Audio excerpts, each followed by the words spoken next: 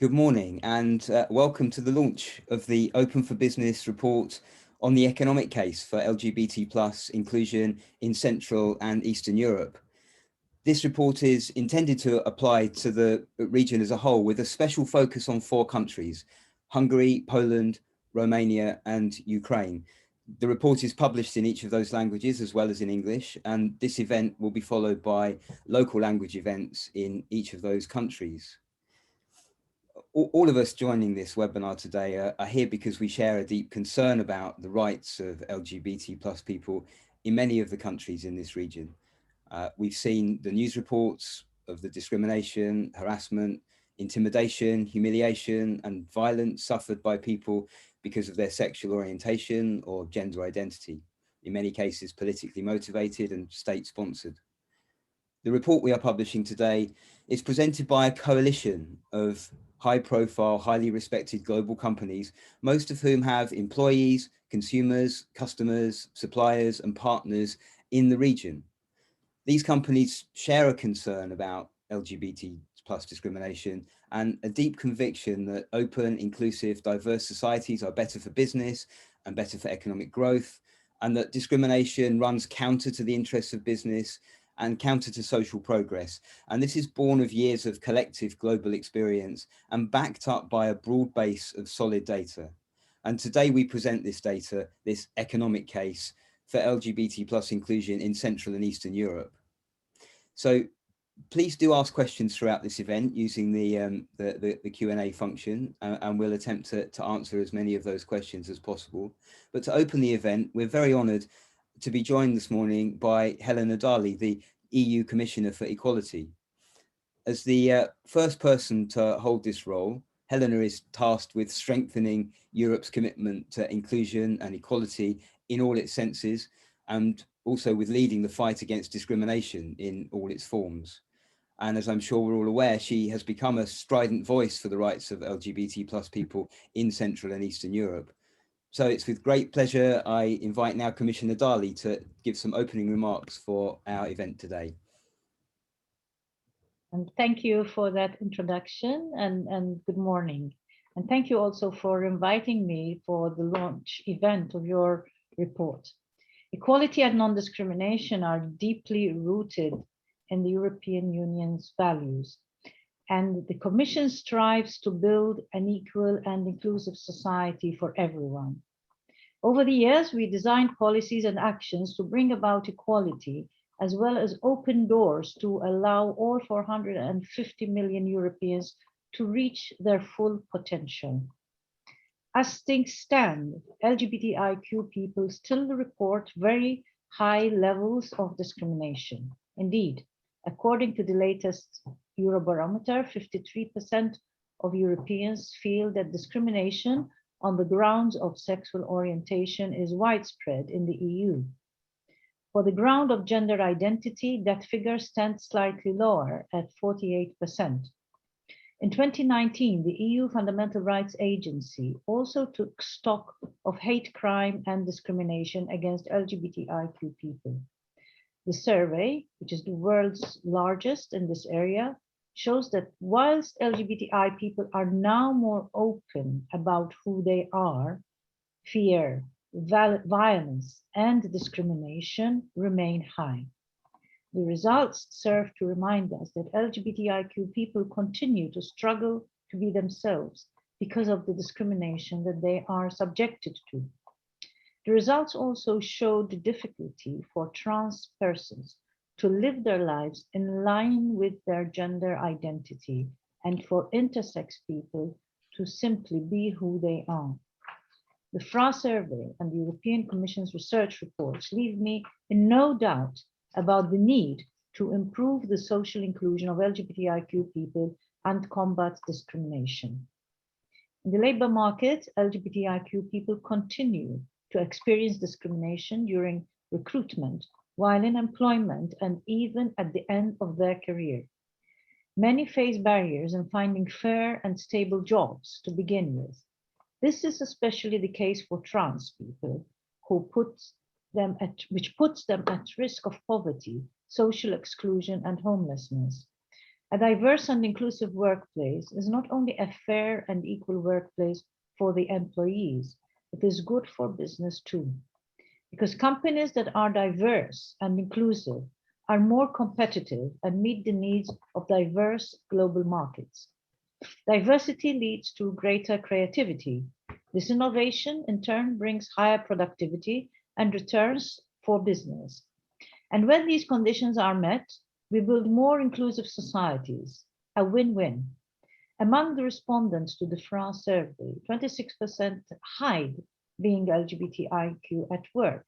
53% are only selectively open about it, and only 20% are very open. But people can be more open about themselves when a business implements diversity policies and activities properly.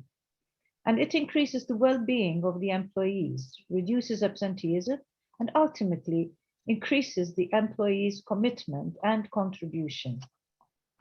In her presentation at the Copenhagen LGBT conference in 2013 on the cost of thinking twice, Claudia Brindwoody, IBM's vice president and managing director, advocates that hostility to LGBTI people in the workplace comes with many costs. She says, if you want to create value for your business, then make sure that you both have and value diversity. Today's new report shows that discrimination costs as much as 0.43 to 1.75% of GDP annually. Central and Eastern European countries are losing both foreign investment opportunities and skilled workers due to hostile environments. TNT's managing director, Marianne Calver, is also a strong advocate for diversity and inclusion. At the opening of Every Women's 2015 Transport and Logistics Academy, she said that it creates open work environments where people can flourish and be challenged. And she called on both women and men to be resilient and stay authentic, as high-performing workers will always be in demand in any sector. At McKinsey, they have an LGBTIQ plus network called GLAM, as well as a network for straight and cisgender allies called GLAM Allies. The GLAM network offers peer support for LGBTIQ plus members, mentorship and conversation with openly LGBTIQ leaders to motivate and empower colleagues. GLAM also holds a global conference and various local events. These are just some prominent examples out of a growing list. The European Commission is committed to closing the persisting gaps to LGBTIQ equality. And in 2020, I presented a strategy that sets out measures to advance LGBTIQ equality over a 5-year period by tackling discrimination, ensuring their safety, building inclusive societies, and leading the call for LGBTIQ equality around the world. I encourage member states to build on existing best practice and develop their own action plans on LGBTIQ equality. But to really advance, we must work together, public bodies, NGOs, and the private sector. Multinational companies can serve as role models for other companies and organizations in terms of diversity and inclusion in the workplace, as do IBM, TNT, and McKinsey. Businesses, small and big, are real drivers for change in the equality area. That is why we are continuing to encourage companies to sign up to the EU platform of diversity charters. These charters are essential for promoting the business case for diversity. They provide a recognized public trademark demonstrating a company's commitment to promoting equality and diversity. The European Platform of Diversity Charters now covers 26 national diversity charters. It represents over 12,000 signatory organizations and more than 16 million employees. Concrete actions through the platform include exchange of good practices and joint publications to promote the benefits for business of diversity at work. LGBTIQ employees can also benefit from better coordination between the EU platform, national diversity charters, and individual businesses.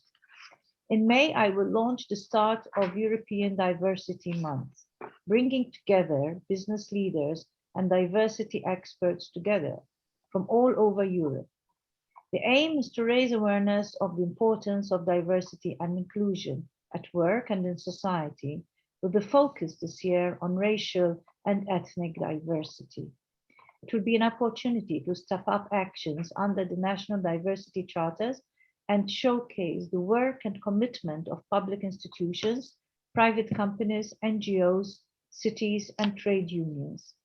We also hope to reach out to organizations who are not yet aware of the diversity charters or don't yet have a diversity strategy. I want to encourage more organizations to sign up to their national diversity charter, because I truly believe that diversity at work can help us recover from the socioeconomic impact left in the trail of the pandemic. I thank you. Commissioner, thank you very much for those remarks, and thank you for joining us. I'm sure many of our coalition partners will be interested to take part in European Diversity Month. Very interesting that you mention IBM and McKinsey in your remarks, who are of course coalition partners of Open for Business and have both been very active partners with us. I wonder, just briefly, if I may ask a follow-up question, what advice would you give for companies like those who are seeking to become advocates for LGBT rights when working in countries like those in Central and Eastern Europe, which we're focusing on today? Well, you mean if they have branches in these other member states? Well, yeah. I guess that they should be vocal about their diversity policies, and I think the best way is to lead by example.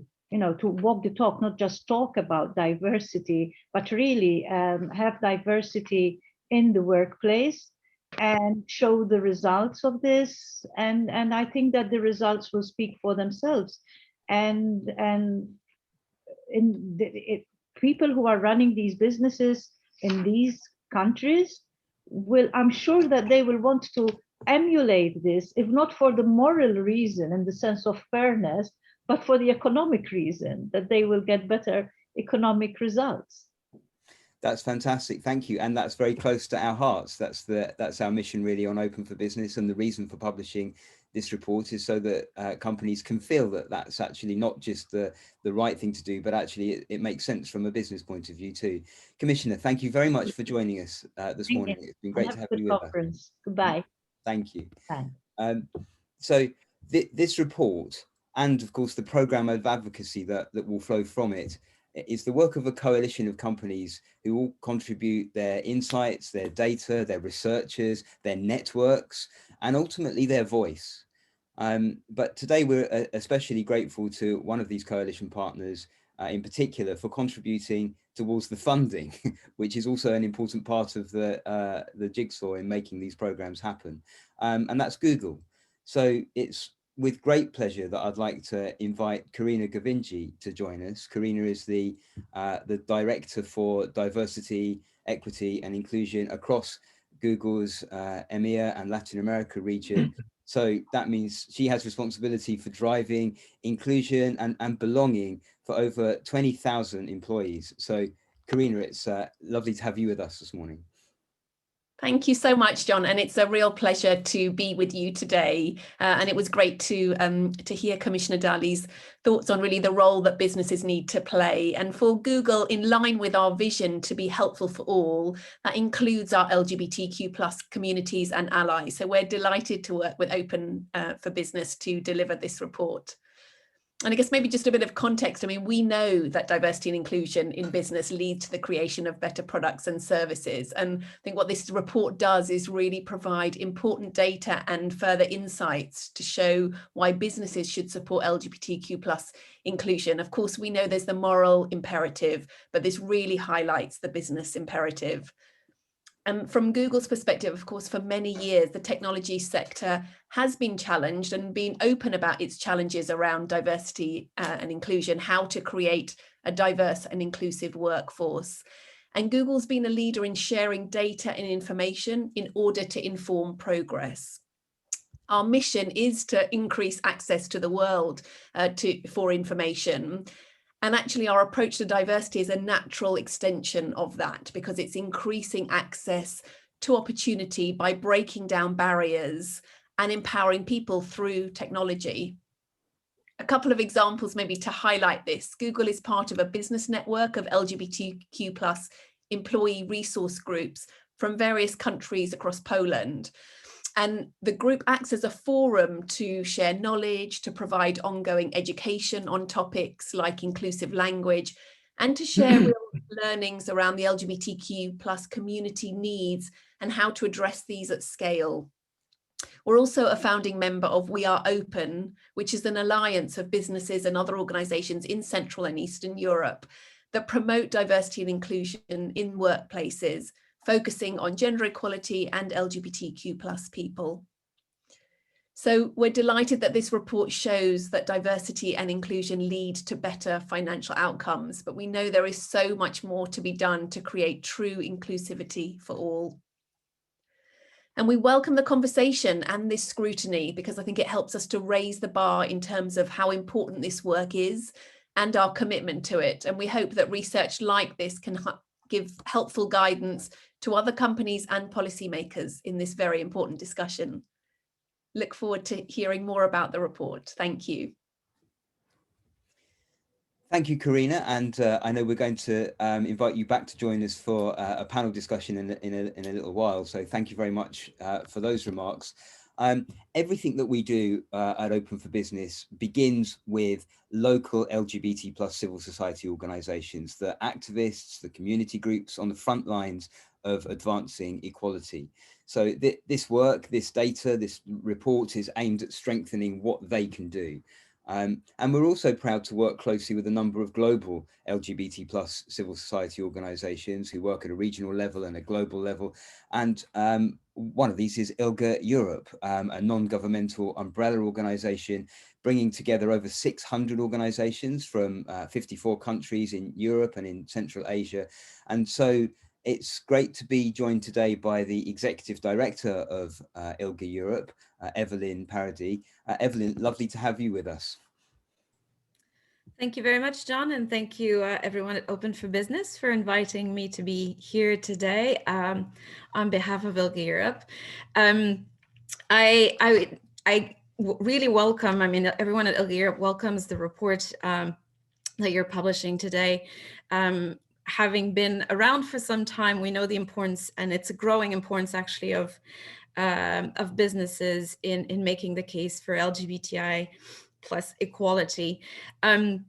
And I think just to start the conversation, to give a bit of context to what the reality of those 4 countries are.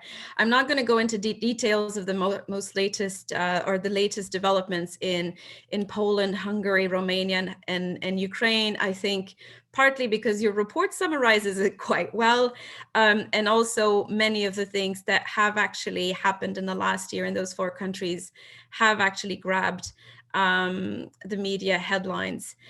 So from the free zone, the LGBTI free zones in Poland, to the bans on changing one's legal gender in birth certificates in Hungary, to some of the debates around gender in education in Romania and so on. So what I would like maybe just to give as a context for our conversation in terms of what is going on in the region is maybe to highlight a few trends that we see at ILGA Europe from our privileged position of bringing the perspective of all of our member organizations.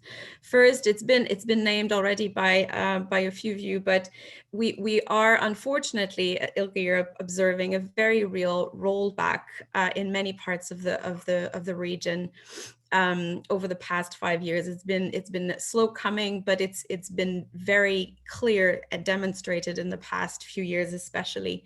And the rollback happens not just on legislative sides, either it's new, more restrictive legislative means and legislation, or the complete stagnation of progress when it comes to new laws and policies, but it's also the very rapid and widespread rise of LGBTI phobic rhetoric, as you named, John, like by public figures, by some of it is state sponsored, so by government officials, by religious officials, by many public figures. So there is a very worrying trend of scapegoating LGBTI communities for largely political purposes, and the impact on community level is observed in very real terms, in terms of increased violence, increased physical, online,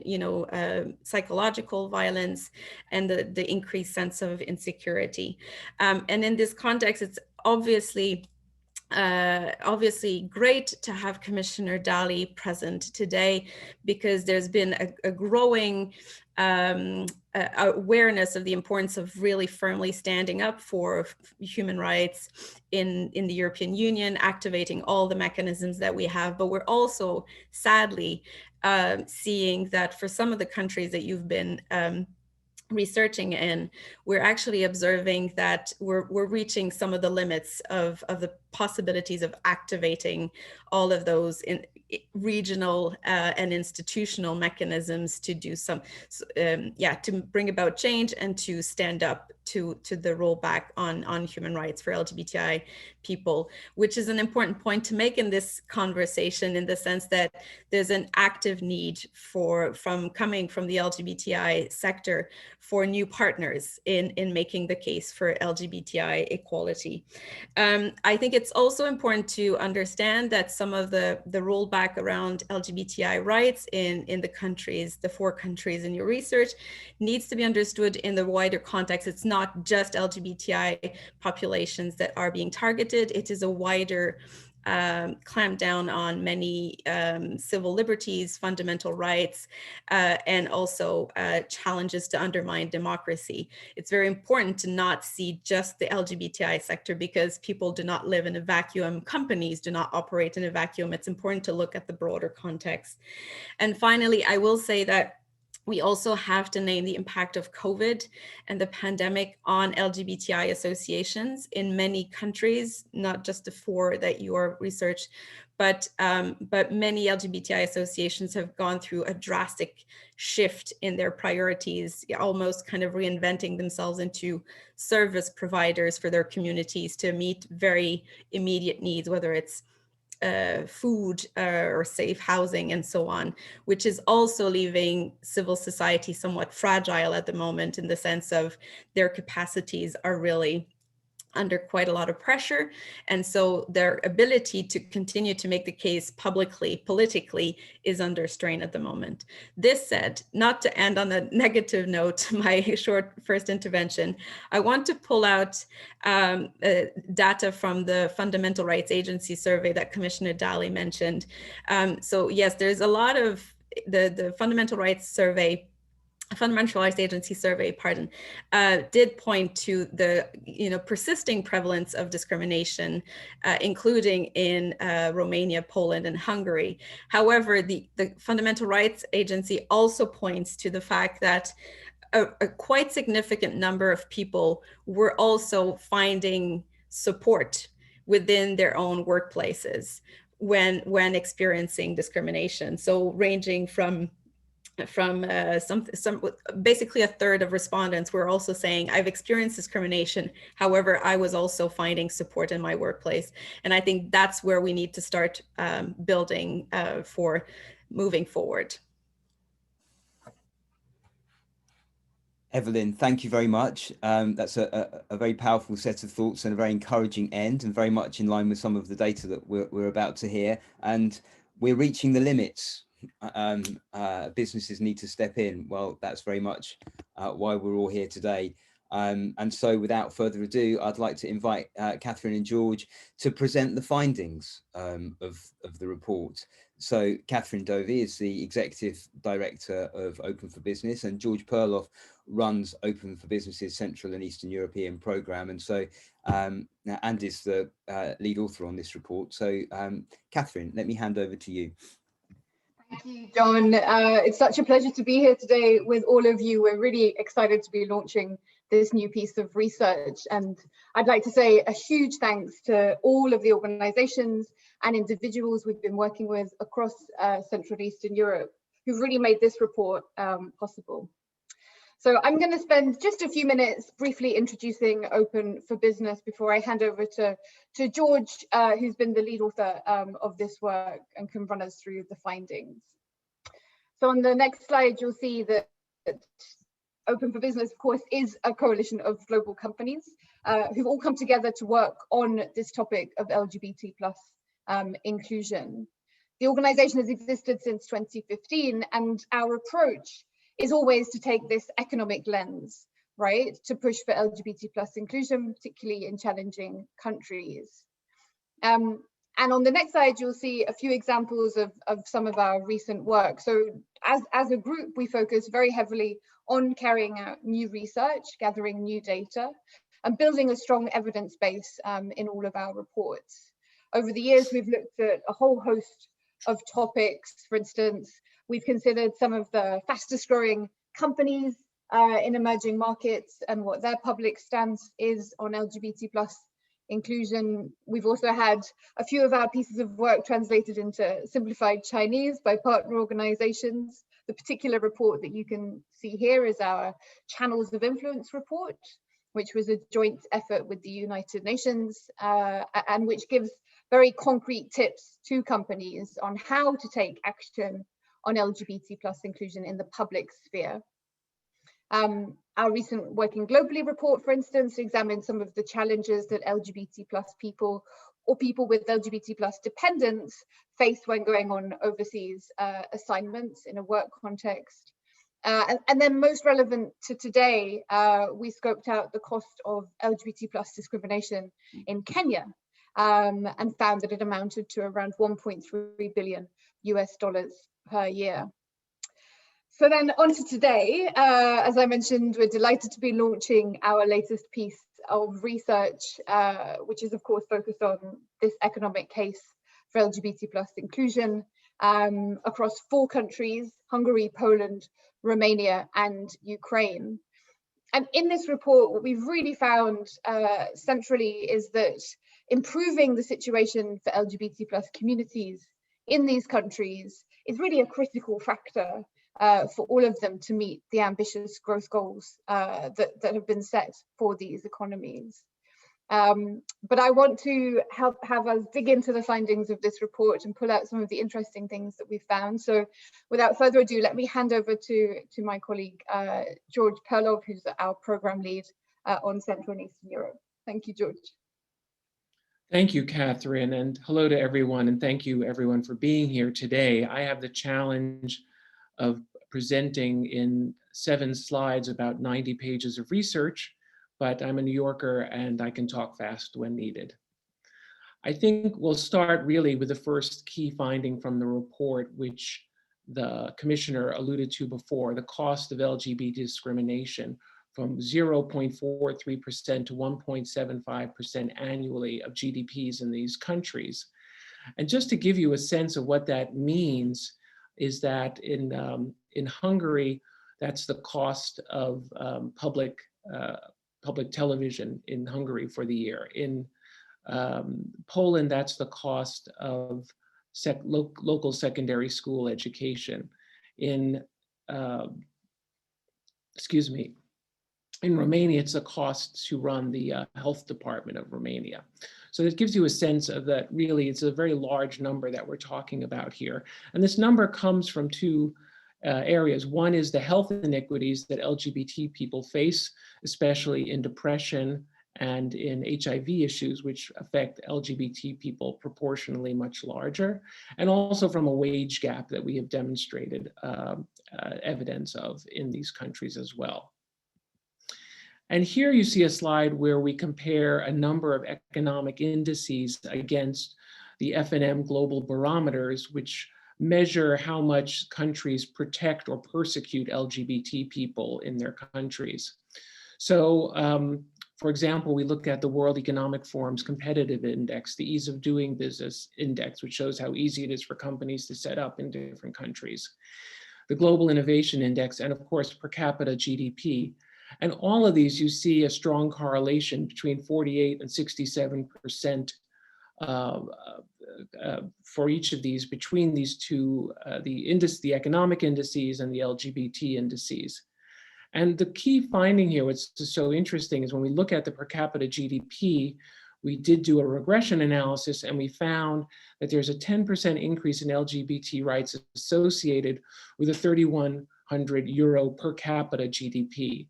And what that means is that countries that are more open and welcoming have a higher, cost of living. That people have better lives overall when there is less discrimination. We also look at a number of propositions or arguments, as we say at Open for Business. Some of these focus on the economy, and some of them focus more on companies. And I'm going to start first with those that focus on the economy. And this is about national reputation. And you've seen a number of these headlines, I'm sure, in the international press.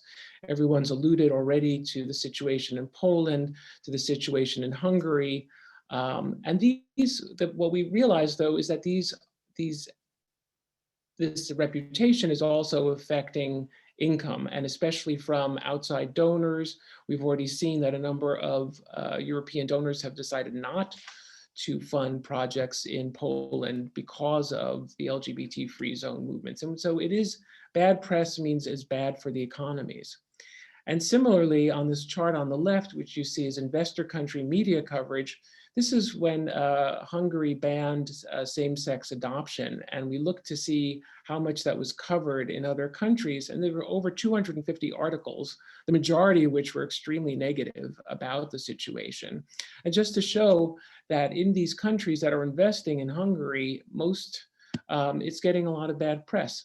And the building on the right is, you might not recognize, is the European Medicines Agency in Amsterdam. And the reason we show that is when that organization decided to move because of Brexit from out of London, it surveyed its employees as to where they wanted to move. And we found is that 70% of those interviewed said they would not choose cities like Bucharest or Warsaw or others in Central and Eastern Europe, most notably because of the situation that it's not an open and welcoming society. Related to this issue is also brain drain. And this is a really interesting piece of information from a new database from the World Bank and LinkedIn, where we looked at what's called jobs of the future. And those are jobs in communications, technology, science, finance, and those kind of jobs. And we see that the countries that we're talking about here are losing a lot of these jobs, and that on the flip side of it, in Western Europe, we're seeing a huge gain in terms of where people are going for these jobs. And what's also interesting, is not shown here, but also in the report, is the fact that the people coming into Poland and Hungary and Romania and Ukraine are coming from countries that have less open and diverse societies as well. So it's a movement away from, that we see this movement away from less open societies to more open societies, and that's where the jobs and the workers are going. Then we'll look a little bit at companies, and this is some data from Credit Suisse. And this is an analysis of companies that are more open and welcoming to LGBT people based on a number of criteria that they looked at. And you can see here over time that it is LGBT-friendly companies are more open and welcoming. And in our data as well, we similarly found in a study in Poland that some of companies listed on the Warsaw Stock Exchange, that those that had policies that were more open and welcoming of LGBT people were also those that were more successful financially. The report also includes a survey of 190 businesses across the region. And we asked a number of questions regarding diversity and inclusion, and specifically about LGBT populations as well as other minority populations. And what we found on the good news is that here it's promising news that 57% say that they are committed or extremely committed to having a diverse and representative workforce. We also found that most companies understand the benefits of having a diverse and inclusive workforce. And what's interesting is we came to the question of benefits for LGBT partners. We found that about 20% of companies in Poland were offering this, even though currently LGBT partnership is not legal in Poland. So we see that companies are really taking, as you've been hearing all day today, a very strong support and showing their strong support of the LGBT community. And lastly, I'm going to show some examples from the report that I find most inspiring. And these are from the case studies where we talked in each country with different organizations that are doing some great work, either large or small. In Poland, this is a tech company called Monterey, which is about 100 people in Wrocław. It's doing some great work and just decided to reach out and say, you know what, we're tired of the negative input that we're getting from our government here, and we're going to speak out on social media to support our LGBT colleagues and friends. They've also revamped their entire workplace inclusion and diversity planning. The ad from Forbes is from Hungary by a group called We Are Open, which was mentioned before. This is 100 leaders of Hungarian companies, including names that you know, IBM, BlackRock, Google, Microsoft, Goldman Sachs, as well as a number of smaller companies in the country who have signed on to say, we support LGBT inclusion. And lastly, in the corner, you see Accenture Romania's Pride contingent at the Bucharest Pride. And what's interesting about Accenture is that they did sign on to a petition petitioning the government for same-sex partnerships in that country. And they took that stance to advocate. So that's the report in 7 slides. I think the rest of it, please do read at your leisure. We're really excited to hear your thoughts and experiences with it. And just to say, we have our upcoming launches of the report in language in Hungary, Poland, Romania, and Ukraine. And those are coming up, and I think you'll see that in the chat of information of how you can register for these events. So thank you, and I turn it back to John.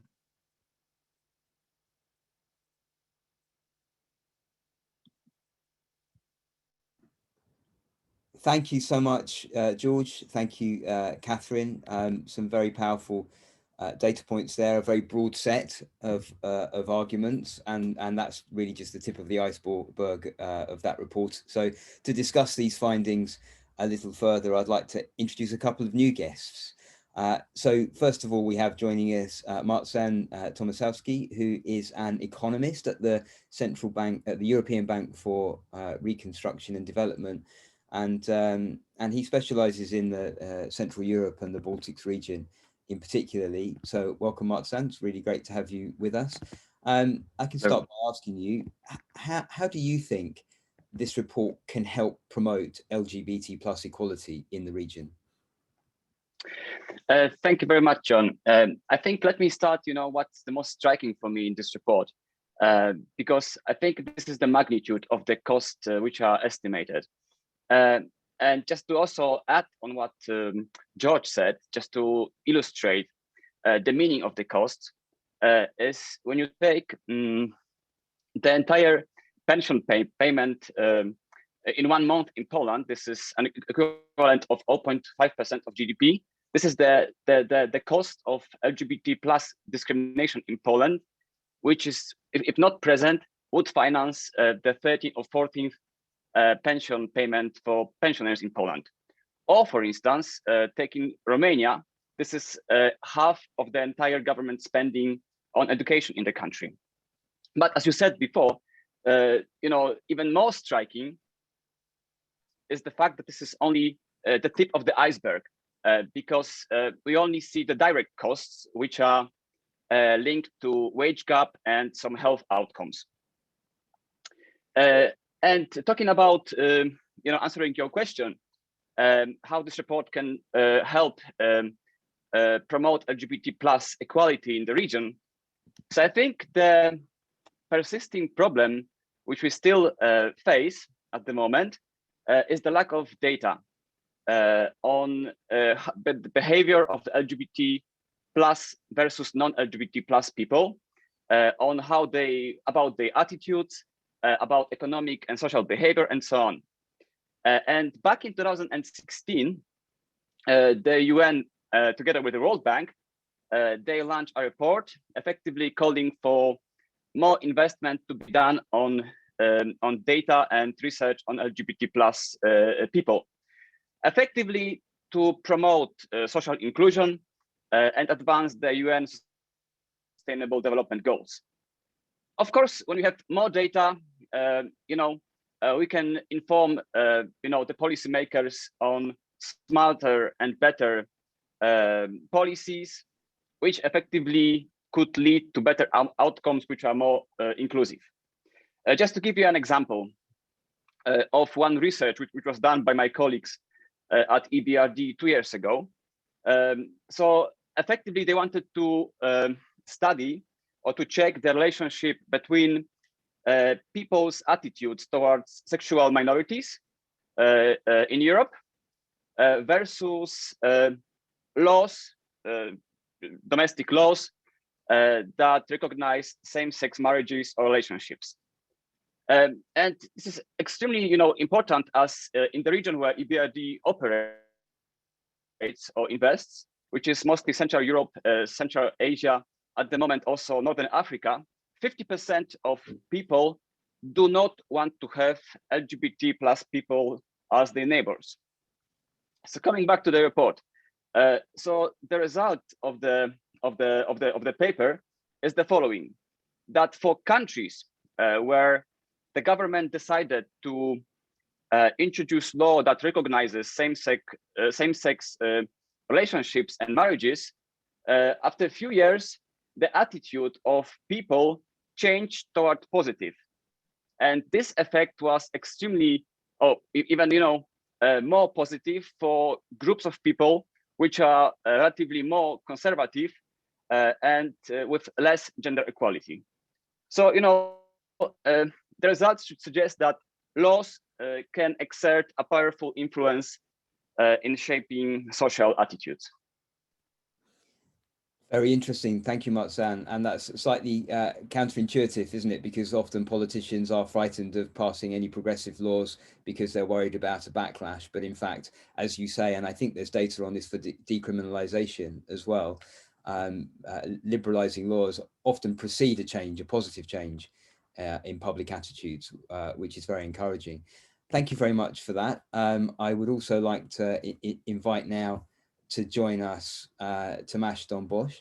Tomasz is a board member of the Hutter Society, the oldest and largest LGBTQI organization in Hungary, as well as a board member of the Hungarian LGBT Alliance, which is the national umbrella organization. And he's also a member of the Open for Business Programme Advisory Board for the Central and Eastern European Programme. So keeping busy, Tomasz. I can ask you the same question if that's okay. How do you think this report can help promote LGBT plus equality in the region? Well, thank you very much for the invitation and giving me the possibility not just to talk today, but also to be involved in this fascinating project from the very beginning.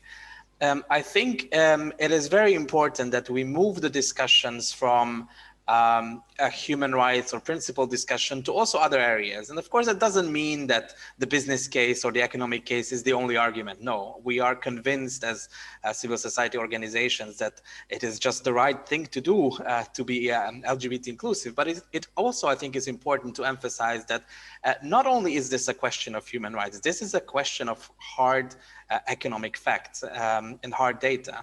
And I think the report is very good in highlighting that there is such an economic case.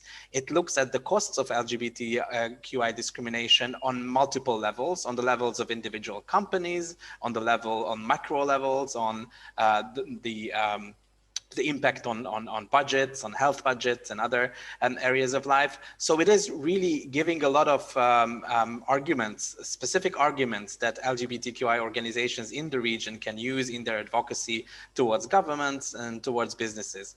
And I think the whole idea of Open for Business, that is that companies and businesses have a responsibility in promoting LGBTQI inclusion, is crucial. And I think there is a lot that companies in the region can learn from the active involvement and active advocacy towards inclusion, and that is happening in other parts of the world. And I hope that this report will prompt more companies in Hungary to be inclusive internally, but also to publicly advocate for the LGBTQI inclusion.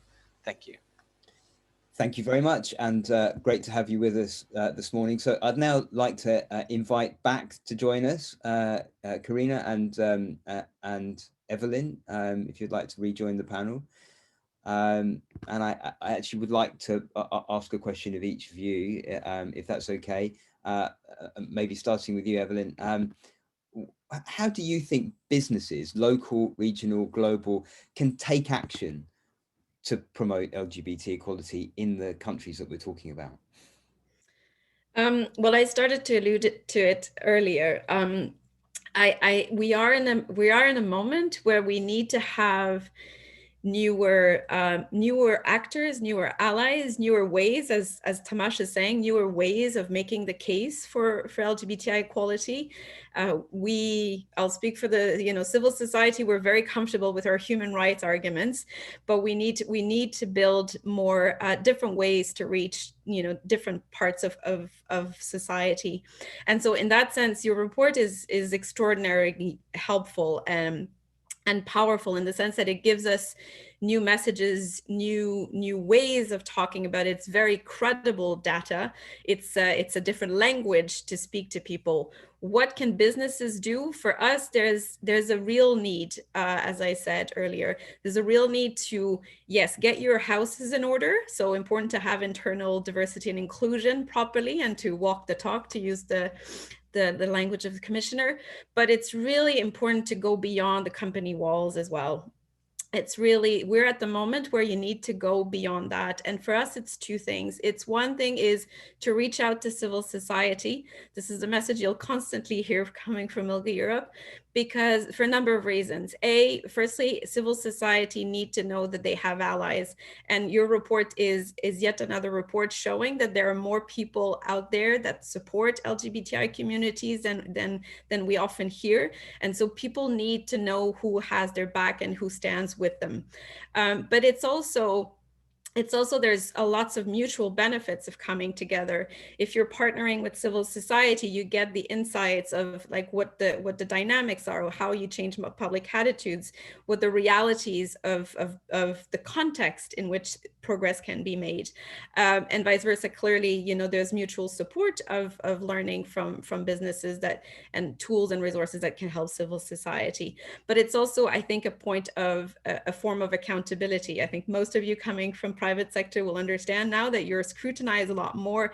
And I think working with civil society helps get the message and the actions right. But the other piece is there is a need for really proactive political action, and political action doesn't need to be always public. We know that public actually doesn't always work because there can be a backlash, which is where the point of really anchoring your action in coalitions, working with many other businesses, especially local businesses. There was a question in the Q&A around how do you avoid being seen as the external Western company, taking action at local level. And I think, your report clearly shows that there's a great willingness and commitment to work in the countries. And I think starting from the local civil society and the local businesses, building smart, strategic, deliberate, ways of, progressively engaging more and more people, that's where we need to go. Wonderful, thank you very much. And the same question to you, Karina. I mean, you have a view of businesses dealing with these kinds of issues in many countries, in many regions, through your role at Google. what's your take on this? How can businesses, local businesses, regional businesses, global businesses, be active in promoting LGBT equality in these countries? Thanks, John. Well, I have to reinforce the points that Evelyn made, because I think she's really captured there this sense of how businesses must think holistically. So, you have to start from the inside and build credibility in the inside. And for us, that's, things around how we hire for representation, making sure, there's equal benefits, making sure operations, all the processes are met, but you have to quickly move to the outside. And of course, for us, that's, very much rooted in products. And, some of our investment in products, I don't know if anyone has seen the Google Maps places of pride, but if you look on Google Maps, you'll see there's pride stories or memories and monuments that are all marked on Google Maps with pride pins. Working with our sort of YouTube on strengthening harassment policies, the work has to be internal, but it has to quickly move to external. And I do want to kind of call out, for us, our Pride Act. Earlier, the Commissioner talked about, McKinsey's sort of organization, and many employee networks, of course, are critical to their work. And I do want to reinforce, at Google, that is where our Pride Act employee resource groups not only think about the collective employee experience and how to strengthen that community, but they really do help us with progressive policies, structures, systems, and how we reach outward as well.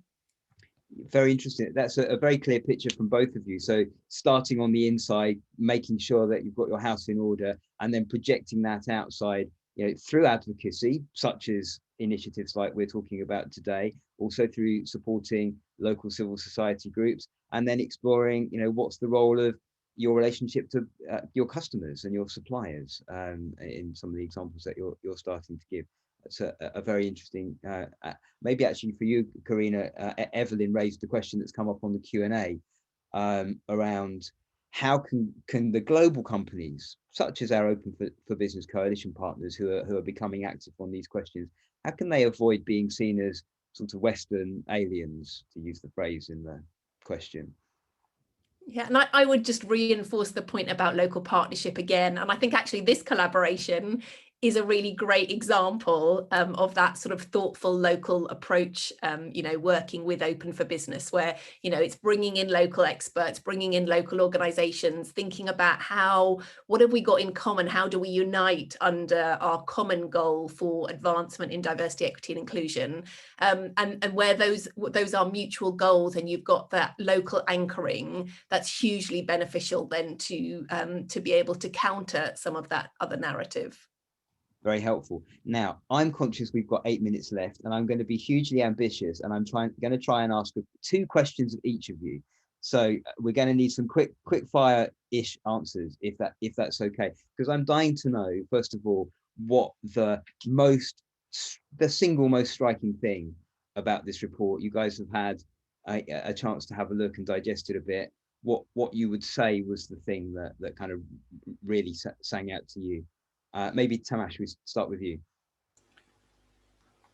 Yeah, I think for me, just the lowest estimate of 0.5% of GDP in Hungary. That means if today the Hungarian government and the parliament decided to get rid of all those discriminative legislation, they can have an increase of 0.5% of GDP, and that's an immense impact that you could have just simply introducing marriage equality, introducing legal gender recognition. Amazing, thank you. Evelyn. I think I'm gonna go for the level of support by regional businesses. I think that is a hugely encouraging place to start and to build from. I think also to comfort people that, it's not just a bleak picture in those countries. Lots of people, don't be fooled basically by the government's rhetoric. There are lots more people out there who are supportive. So be bold. Yes, that's a powerful data point. I agree. Marcin. So just to save the time, because even I mentioned that at the very beginning of my speech, is the magnitude of the costs. And what's also very sad that we as a society, also companies that operate in our countries, we create these barriers to opportunities for people. So, facing all the different challenges, especially for the region, which wants to catch up with Western Europe, which needs to be more innovative, which needs to think out of the box, which needs to be more open-minded. We create these barriers which somehow do not allow us to use our resources, human resources, in the most efficient way. So this is pretty sad. So this is the most striking point and out of the report. Hopefully this starts to put data against that point. And it was very interesting to hear you scaling some of those numbers in your answer earlier. And I think we'll be stealing some of that for our social media today. Karina.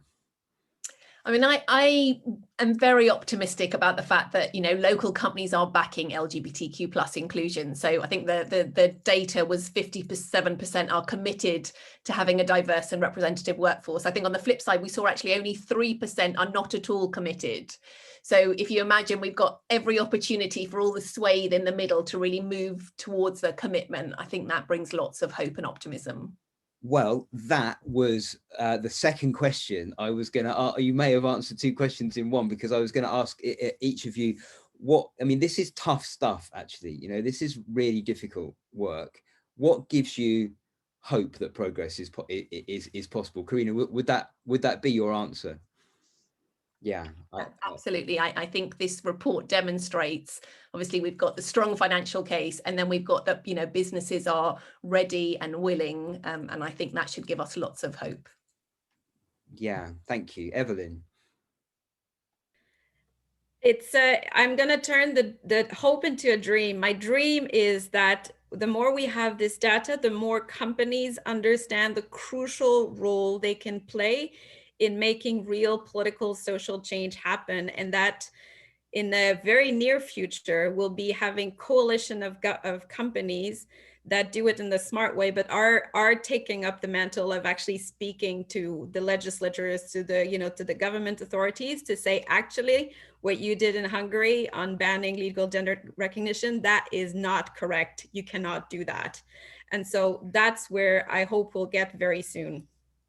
And we believe companies can play a real meaningful role in creating that kind of social change. That's entirely the premise on which we've set up Open for Business. So that's music to our ears for sure. Martzan. I very much agree with what was said before on the companies and on the hope that indeed companies started to realize that they need to include all possible resources to be more efficient and to create more value. But on top of that, also reports. So there's more and more data available. So public awareness, I hope, will go up. So this will inform, smarter public sector decisions and better decision by policymakers. And the third element, which somehow we need to face, it's demographics. It's a ticking bomb. So according to the Commission's estimates, in 2040, there will be less than 2 people who will need to finance inactive people 65 plus in 2040. At the moment, we have more than 3 people in the region. This means in order to provide sufficient and, let's say, generous pensions, we need to earn more in the region. And in order to earn more, we need to be more productive. To be more productive, we need to be more inclusive, because we need to apply all different factors, which is labor, which is human resources, in the most efficient way. And we cannot do that if we have barriers to economic opportunities for people in the region. So there's a real imperative driving this movement towards equality. Tomasz. Yeah, I think the book really gives the arguments for companies to make sure that they are not perceived as ideological actors that want to promote some kind of Western ideology, but simply actors that are looking into their own interests and represent their interest towards governments, because their interest is very clearly that there is LGBTQI inclusion. On the legislative level, on the social and political discourse level. So companies should be following their interest, and that interest is LGBTQI inclusion. thank you. And thank you to all of our panelists for being with us today. Really, really appreciate your time and your thoughts.